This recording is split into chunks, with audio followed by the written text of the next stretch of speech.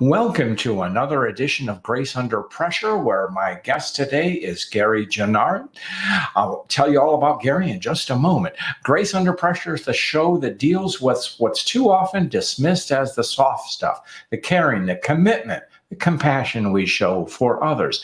And when you do it as a leader, and you will discover that Gary very much is, you do it with a singular purpose, to bring people together in greater harmony and for the good of the world. And that's what Gary Genard's all about. Welcome, Gary. It's a pleasure to have you on the show today. Wow, John, thank you so much for the good of the world. I hope I can live up to it. Well, I've known you for many, many years, and you've been very helpful to me throughout those years.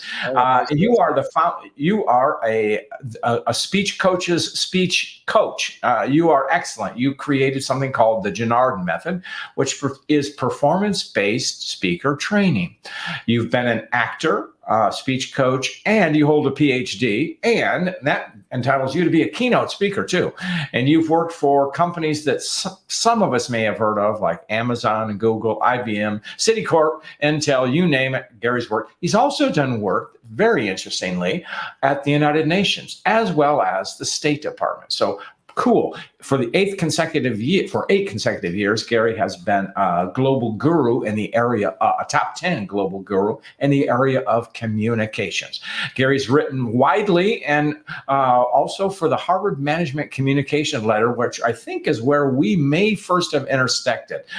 He has a new book, which he's going to tell you all about, and it's called Speak. And, well, excuse me, I botched the title. So what is it? Hold it up, Gary. It is, ladies and gentlemen. Speak for Leadership. My apologies, Gary. So it was going so smoothly there. But anyway. So Gary, you've been doing this for a long time. So the new book, what led you to want to write this new book? Well, that's a great question, John. It's so nice to be able to talk with you. We have too few opportunities to do that. So I'm really pleased to be able to chat with you here, and congrats on this wonderful program. And it's a great question. Speak for Leadership is, as you know, I've written a number of books on public speaking and overcoming fear of speaking and how to speak virtually recently. And I decided that speaking for it was all coming down through the funnel into Speaking for Leadership as the culmination of what we really are doing. Because what I say is that whatever your position is in an organization or an industry, when you are speaking, you are the leader in the room, or cyberspace these days. And so how are you filling that role, and are you filling it the way it needs to be done? And so this is all about how to speak for leadership in terms of, as you say, all of my work, which is performance-based. So how to understand how to bring it all together and give the performance that you think you're capable of, and that your audience needs, and that you can do just with a little help. Because, as you know, none of us get any training in oral communication, no matter what our expertise is. And the work that I've been doing in speech coaches everywhere, I call that job security for speech coaches. We need it's such an essential part, such a vital part of our jobs and our careers. And so this book is meant to be a culmination of that and help anybody, by the way, not just people in leadership positions, but anybody speak when they are, in fact, the leader in the room. Well, you put that so eloquently, being the leader in the room. When you're on the stage, you are the leader in the room, if only a moment. And when I first knew the title, even though I couldn't remember it just a moment ago, I said to myself, yes, this is what Gary's been working on. And this is a capstone book for you. Not to say it's your last book. I didn't mean it that way. But it's a culmination of many things coming together. And so I want to run through some of the key topics that you go through. And if you begin with, can you learn leadership presence? First of all, how do you define leadership presence, and what would it mean to learn it, Gary? Well, John, I think what you just said is absolutely true. I also think of this as a capstone to the writing that I've been doing. And in the book, I give a couple of definitions of speaking with leadership presence. One is connecting with one's audience on an intellectual, emotional, and spiritual basis. So something needs to be going on with the connection, which, of course, isn't happening too often because people are intent on conveying information rather than connecting and helping the audience with something that they need, which I think public speaking of all kinds is really all about. And that is so true. I'm going to stop you right there. That conveying information. Well, I have to say it, so I'm going to say it. I don't care about you. You're going to listen to this. So yes. Right. So explain the presence. So, and I should just mention the second definition I give. Whatever the exact words are, I say basically giving a true performance, an honest performance that isn't phony. And we have a lot of that too, of people just who care more about looking good and being good. And really one of the cores of everything I say is that if you stop caring about yourself and you care about your audience, then indeed you're going to be an excellent speaker, and you'll get there by not trying to get there. So it's kind of Zen. If you want to, and it's very much like the theater, which everything I talk about comes back to performance. If you try to give a good performance, you won't. But if you try to be true to what the needs are of the character in the sense of the theater, the audience and their needs in the sense of public speakers, then you will, in fact, give a terrific performance. And that, I think, is what equals presence, because all we need to remember is that the word present and presence come from presence, the Latin word, and they basically mean the same thing, which is being there. And being there for one's audience, whatever that audience may be. I love that. And as you know, I'm a big fan of performers, and I've said this before, and something I heard that Jerry Seinfeld once said about, when you're a comedian coming up, it's all about the act. But when you're an accomplished one, and can think of Tony Bennett on the other end as an entertainer, it's about the audience. And the audience, individuals come to the audience and they have their baggage of their lives, as we all do. But for that half-hour moment, 2 hours you're there in that theater, I'm going to entertain you. I'm going to tell you jokes, or I'm going to sing, whatever it is, I'm going to act. It's about the audience. And I think that's a key thing for us as speakers to know. Would you agree, Gary? So. Yes. Oh, absolutely, John. And when we talk about presence, I believe it really is the intent more than anything else to serve the audience and to try to give them what they're there for. And I think if you can do that, and it's why I say in the book, can you learn leadership presence? And what I'm really saying is you already understand it. You already have it. You only need to tap into it. And that is being honest and authentic with your audience and trying to serve their needs rather than your own.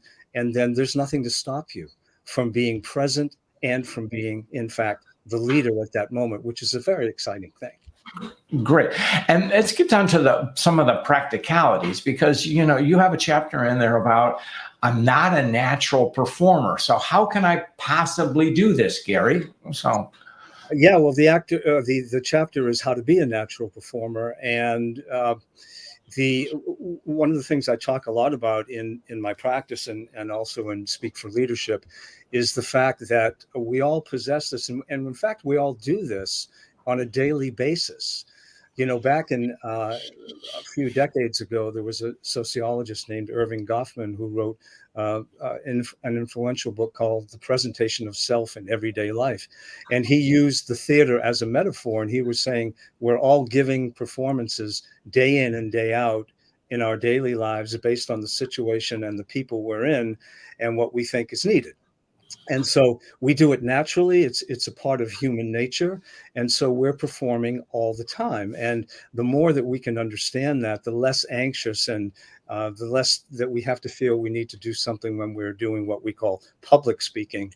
So what I say to people is that you have a tendency to do this, and you probably are very good at it when you're with colleagues, friends, family, when you're not self-conscious and you're not thinking about doing a good job. When a parent, for instance, is talking to their children, they use a voice, they use a demeanor, their body language, their facial expressions, everything about how they present themselves and try to get through to that child is geared toward being in that moment. And so we we naturally adapt those needs and we naturally respond to those needs. And so when I talk about being a memorable speaker, I try to get people to understand that they're already doing this in their personal lives, and to think about that a little bit, and to get that into their head and into their heart, and to just bring a little of that person on stage with them, because that's who the audience really wants, is the person that you actually are. It's such a powerful lesson, and but there is an element for so many people. And your first book focused on this, and it's the idea of stage fright. So, how do we overcome our nerves, Gary? So, How long do we have? Well, it's a complex issue, John, because as you know, fear of speaking is a form of social anxiety. This happens to be the most prevalent form of social anxiety. And to requote Jerry Seinfeld back to you, most of us would rather be the person in the coffin at a funeral than getting up to give the eulogy, because we're so nervous about it. But there's a lot that goes into overcoming fear of speaking. Um, a couple of core issues have to do with seeing yourself in the right way and getting a different mindset, so that you are not you're not directing the energy toward yourself. You're not in fact judging yourself. You're turning it around toward the audience. And actually, the best thing that can happen is when you forget who you are and what you're doing, and because you disappear into the message. Mhm. There's a famous story of the great 20th century English actor Laurence Olivier giving an opening night performance as Othello in Moscow, and bringing down a thundering house at the end of the curtain, the final curtain, and the other actors actually stood in line and applauded him on the way back to the dressing room. And I can tell you that actors don't applaud each other backstage. And someone came up to him and said, "Oh, Larry, that was fantastic. You've given the definitive definition and performance of Othello in our time." And Olivier was devastated. And he said, "I don't know what I did, and I can't do it tomorrow night." So I say to my clients, why is that? Why is what he said a guarantee that he'll be able to do it the next night? And the answer, of course, is that he was Othello at every moment and responding in the script to what was happening to that person. And he never stepped out and thought, "Oh, listen to my voice tonight. I can hear it echoing off the back hall, and listen to the gasps of the people in the audience. I'll have to remember to do it that way tomorrow night." Of course, he was never thinking. So he never cheated for one moment, and the audience got 100% of Othello throughout the entire performance and responded accordingly. And so I say the more that we can forget ourselves and give that kind of performance, so that if you gave a speech and I said, "John, how was that?" And you said, "Well, I think it was good. They were responding." And if I said, "No, no, no, tell me how you were moving, and what your voice was doing, what your facial expressions," the best answer you could give was, "I haven't the slightest idea." That's I great. gave Yeah. everything. I gave everything to telling them what I was trying to get across. And if that's what you're doing, believe me, it will get across with great dynamism. Great. Now, let's get into the little bit of the mechanics here, and about breath. What role does breath play in public speaking? Mhm. Tremendously important. When you understand the anatomy, the human anatomy, you understand that it is exhaled breath that causes the vocal folds to vibrate, which creates the sound that we understand as voice. So the more that we can strengthen that exhaled air, the more powerful our voice becomes. And of course, we need a full reservoir of air for our voice to be resonant, strong, well supported, mature sounding, and in fact, sounding like, guess what? Like a leader. So breath is the creation of sound. And it's interesting that we think that when our voice is not created here, it's not even created here, and it's not created here. It's created here, down in the diaphragmatic area, because if we know how to breathe, we will create a powerful sound. And incidentally, getting back to fear of speaking, it's also a very powerful tool for slowing down the heart rate and overcoming the rapid and shallow breathing, which comes from the response that we call the fight or flight response, or fear of the moment, because the breath is linked to a certain nerve in the brain called the vagus nerve, which actually has a role to play in slowing down the heart rate and changing our nervous response, our nervous system response, from sympathetic or overactivated to parasympathetic or calming. So the breath is a key tool for helping yourself not only think of how I can, not be so nervous, but actually train your body to help you be in a calmer and more steady and stronger place when you're speaking. Great. And also in accompanying that breath is the ability to vocalize. You have something you use the term vocal dynamics. What do you mean by that, Gary? Oh, well, it's a series of vocal tools. I say there are 5 that are the most important: energy and emphasis, pitch inflection, pauses and silence, pace and tempo, and vocal variety. So I want to pick up on that because there's one that I think new speakers are deathly afraid of, but experienced speakers make great use of, and it's the pause. Yes. Explain the power of the pause, if you will. So. Yes. Well, another one of the great English masters from the 20th century, Rafe Richardson, said the pause is the most interesting part of speech. We don't pause because we're afraid of silence. And especially say if you're on a telephone call and someone pauses and you feel you have to fill it immediately. And people who don't have a lot of experience are afraid to pause because they even sometimes think, well, the audience will think I don't know what I'm supposed to say next. So they just go on, and there's a sameness of the pace. As I use the metaphor of being stopped at a railroad crossing and a 100-car freight train comes by with every car looking exactly the same. And that's not what a good speech is. A good speech is a drive through traffic, stopping, starting, making turns, going faster here, slower here. But a very powerful tool is pausing, because as actors know, a pause can be a thunderclap in terms of the drama that it creates. And so we all need to learn how to use pauses. Right.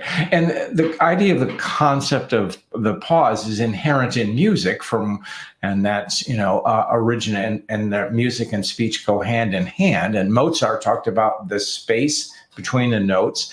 And it's something that Miles Davis, hundreds of years later, also picked up on, and to a different degree. And it gives the audience a chance to digest what you're saying. Does it not, Gary? Oh, absolutely. Absolutely, John. One of the reasons that pauses are so important is as they're an essential part of transitions. And I work a lot in this area with clients to get them to understand that the segments of our talk each should be an interesting mini speech in itself. I use the metaphor of a pearl, beautifully formed and lovely to look at and complete in itself.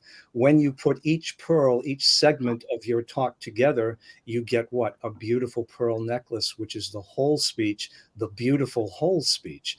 But each of them needs to live on its own. And one way that an audience understands and can stay with you and be engaged and take a mental breath before they're ready for the next piece, so they can digest it, to use the food metaphor, in good time, is to pause. As you're moving from the introduction to the body, through each main point in the body, and from the body to the conclusion, with a pause and with doing something slightly different with the voice, the audience in effect says, that was that, I got it. Click, hit the refresh button. What's next? I'm always interested in new information. Give it to me. So in effect, you can give an audience the very same amount of information and allow them to be with you, stay engaged, and retain it afterwards, rather than feeling like it's all coming without any break and I can't take any more, so I'll check my emails or something else. That's good. Many of the people listening to this watching or listening to the podcast are going to be our speakers themselves or make public presentations. So, and you have a chapter in there called "Grab Them in 60 Seconds." Tell us about that first 60 seconds. What's going on, Gary? So much. The beginning and ending are the most important parts of your speech. And of the two, the beginning is the most important because a lot of things are happening in terms of you introducing yourself to the audience. Many times, as you know, John, we don't know anyone in the audience, but even if we do, for them to understand we have a firm grasp and we're going to be interesting on this topic is critical. We have to establish a relationship with the audience, make a connection, show them we're going to be interesting, allow them to clearly know what the topic is, let them know that it's going to benefit them. But as much as anything else, we need to grab them and say, hey, guess what? I have something very interesting I'm going to talk about for the next 20 minutes, 40 minutes, whatever it is. And I advocate using a grabber, which is another word for hook, which many people use. But these are rhetorical devices that have existed for millennia for speakers getting audiences interested and hooking them in the beginning. Well, give us an example of a grabber, please. A story, statistic, startling statement, current topic, today's headlines, or whatever the hot topic is online, expert testimony. I give a dozen in my books, but the answer is really there's hardly any limit to that. The most important criterion for determining how you can effectively grab your audience is to, in fact, understand who these listeners are and try to give them something that will resonate with them and hit home and make them think, oh, that's interesting. I can relate to that. Let me pay attention to the speaker. And I think it's worlds apart from what many people do, which is, show a slide that says agenda with 5 bullet points and says, this is my topic. Here are the points I'm going to talk about, which is just not very engaging. Your book, Speak for Leadership. Tell us about knowing your audience. What goes into that, Gary?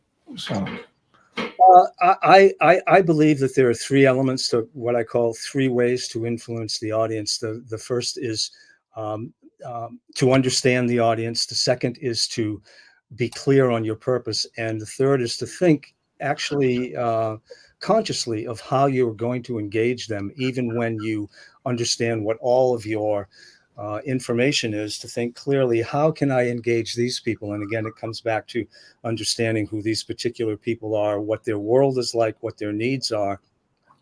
But it starts with an audience analysis, either as formal as you might like to do it, or if you're working with your team, it may be something as simple as what's been going on in the past week in the company. What is everybody concerned with about this project? But I say that before you even put together the first item of your content, you need to ask yourself who the audience is and what their primary need is, because I believe that until you know that, you do not know the material that you should bring in.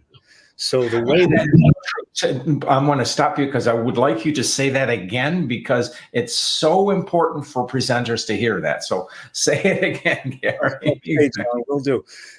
First, we have to understand who our audience is to the best of our ability in the time we have, and then to be very clear on what their needs are so we can carve a purpose for ourselves. I call it a specific purpose, as specifically as possible. And this involves some kind of infinitive verb that you can actively play like an actor. Rather than educate an audience about something, to inspire them on a topic, for instance, is much more playable. But if that's what you say, then until you know that your goal is inspiration, you will not bring in inspirational stories. Once you know that, then you begin to understand what content to bring in. And as soon as you do that, you will be halfway down the road to achieving that purpose with the audience, because you did not allow anything to come in except what is going to help you get through to them in the way that you think they need to be got through to. Right. There's, to loop back to where we began, there's a phrase in public speaking, and you address this in an entire chapter: command the stage. What does that mean, Gary? Well, that's an area, John, that I take directly from my acting experience and my theatrical experience, because one of the things that's interesting about speaking in public speaking, is that the venue itself, especially the stage or the performance area, because your performance area may only be a few square feet at the end of a conference table in a conference room. It may not be a raised stage in a house with a proscenium and an audience, rows of an audience. But whatever your performance space is, that is yours to command as a leader. And leaders speaking are expected to command the space that they speak in, and they should. Among other things, audiences need visual variety, which is why someone standing at a lectern like a statue is simply not very interesting. And I advocate to my clients that they don't even use the lectern, that they use a lapel mic and go to the front of the stage. Because one's relationship, one's physical relationship with the audience is part of the connection. It's part of persuading. It's part of influencing. So in this chapter on the book, I give what the stage directions that actors and directors, theater actors and directors use, which breaks up the stage into 9 areas. The directions being opposite from what the audience is. In other words, stage right is the actor's right, or the speaker's right hand. Stage left is the actor or speaker's left. And directors and actors, and in this case, speakers, can easily understand that. Move right, move left. They don't have to think whose right or left is this. But I give that diagram and I say, which do you think is the most powerful place to stand when you are speaking? And incidentally, this is where you should stand in your introduction and your conclusion, the most important part of your speech. And of course, that area is what we call down center, which is down stage toward the audience, right in the center where you have the best position of power. And you won't be upstaged. Well, that's an interesting. We all know that term, upstage, but here's what it actually means. That means when you're on stage with an actor, and an actor who is concerned for him or herself and wants to be in the limelight and wants to diminish your ability to be in the limelight, that actor will go slightly upstage, which means away from the audience, while you're speaking. And in order to speak to that actor, you have to turn yourself toward him or her, which means the audience is seeing your back and their front. So when you upstage someone, it literally means using that little small-minded tactic to make yourself look better at the expense of your fellow performers. And now we know that generally speaking, that term means to try to one-up someone. Exactly. Now we're going to switch it completely, and we are racing through this program. But as you know, I ask every guest for a story on grace, and you have one to share with us, Gary. Yes, I do, sir. Yes, I know your show, and I was ready for this one.